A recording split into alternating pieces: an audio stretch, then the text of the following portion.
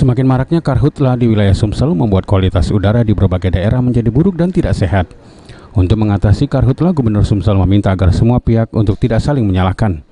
Hal tersebut disampaikannya di Instagram pribadinya usai melakukan kunjungan menyaksikan secara langsung karhutla yang terjadi di lahan gambut dekat dengan tol Palindra Ogan Ilir.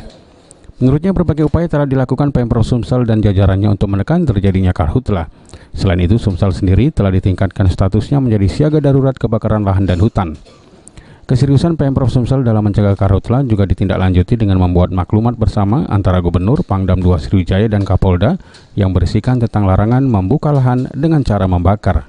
Jangan begitu, kita ayo kerja, yang nggak bisa kerja doa, yang nggak mau ambil peran, jangan nyalain semua pihak menjadi salah. Kita bukan mencari siapa salah, tapi bagaimana kita mencari upaya pemadaman. Nggak ada yang mau diam.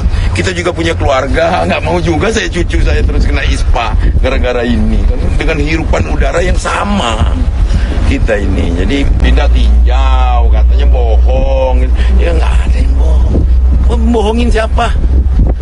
Kita ini punya keluarga, punya diri juga yang punya tanggung jawab. Jadi bekerja, saya, Pak Kapolda, Pak Pangdam, Pak Kajati, Pak Danrem, dan semua pihak termasuk Kapolres.